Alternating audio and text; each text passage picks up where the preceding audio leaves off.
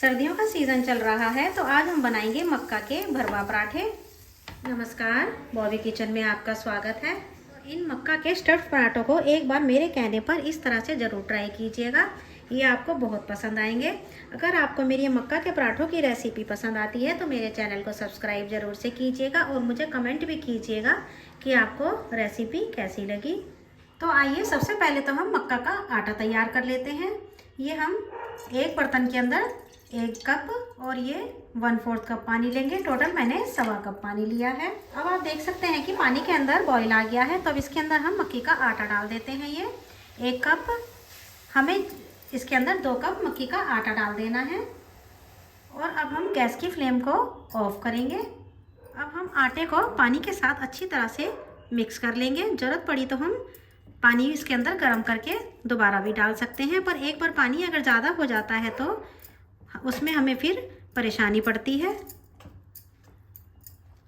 आटा अच्छी तरह से मिक्स हो चुका है, तो अब इसे हम 5 से 10 मिनट के लिए ढक करके रख देते हैं।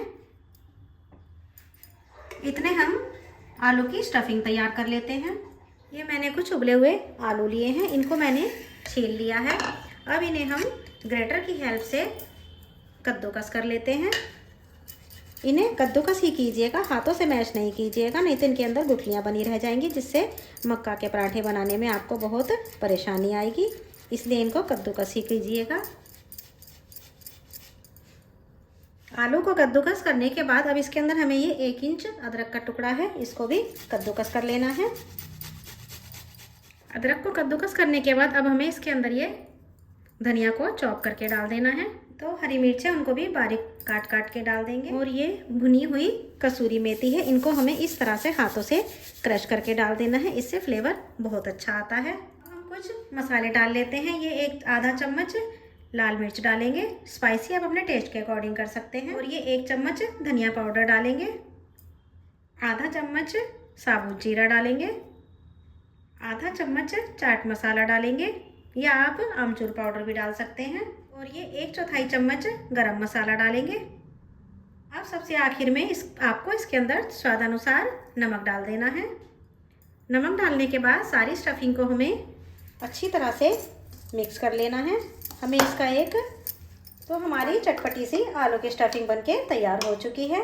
अब हम मक्की के आटे को भी चेक कर लेते हैं। इतने में हमारा मक्की का आटा भी ठंडा हो चुका है। यह इतना ठंडा हुआ है कि हम इसको आराम से हाथ लगा सकते हैं। अब हम इसे इस तरह से नीड कर लेते हैं।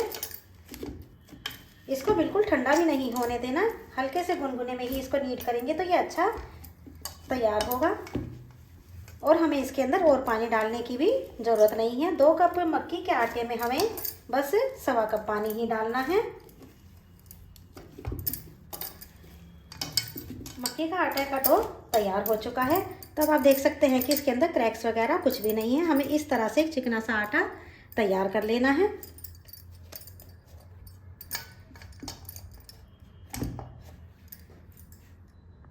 अब हमें इस आटे में से पेड़ा निकाल लेना है। ये जो मक्का के आलू के पराठे बनते हैं ये मोटे मोटे बनाए जाते हैं, ये पतले नहीं बनते हैं, इसलिए हमें थोड़ा बड़ा सा ही पेड़ा ले लेना है। पहले हम इसको इस तरह से हाथों से प्रेस करते हुए इस तरह से करेंगे। यह थोड़ा सा साइडों से फटेगा, कोई बात नहीं, क्योंकि इसके अंदर ग्लूटेन नहीं होता। अब हम इसको नीचे थोड़ा सा आटे को डस्ट करेंगे। ये मैंने गेहूं का आटा लिया है, आप मक्का का आटा भी ले सकते हैं। इसके बाद हमें इस आटे को हटा देना है और हमें इसको धीरे धीरे से हल्के हल्के हाथों से बेलन मारते हुए बेल लेना है। हमें बीच का हिस्सा थोड़ा सा मोटा रखना है और साइडों का पतला रखना है।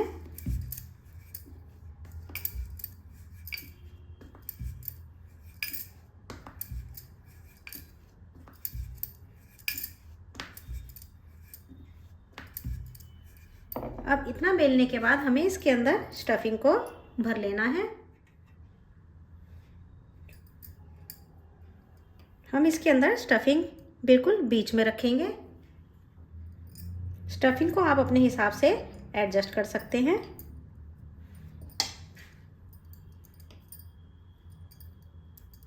अब हमें इसको चारों साइड से उठा करके बंद कर देना है।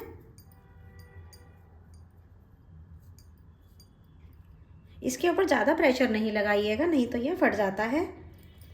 बस इस तरह से हमने स्टफिंग को बंद कर दिया है। अब इसको हमें इस तरह से प्रेस करते हुए स्टफिंग को चारों तरफ फैला लेना है, जिससे कि स्टफिंग कोनों तक अच्छी तरह से सेट हो जाए।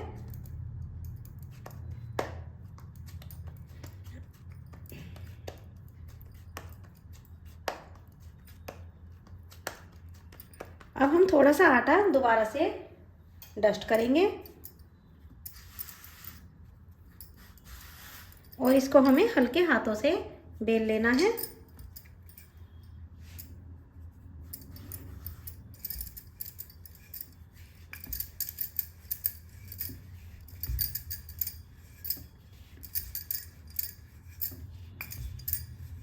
देखिए कितने आराम से हमारा मक्की का पराठा बन के तैयार हुआ है।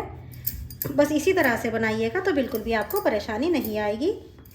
इसको ज़्यादा पतला नहीं बेलना है, इसको हमें मोटा ही रखना है।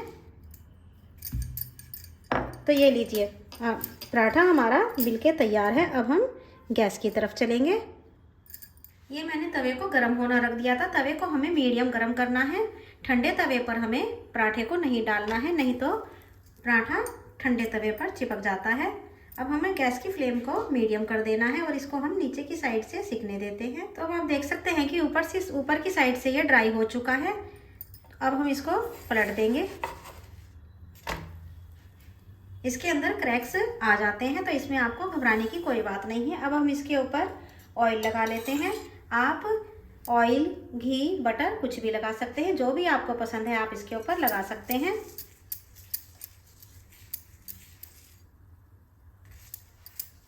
अब इसे हम नीचे की साइड से पलट के दूसरी साइड भी ऑयल लगा लेंगे।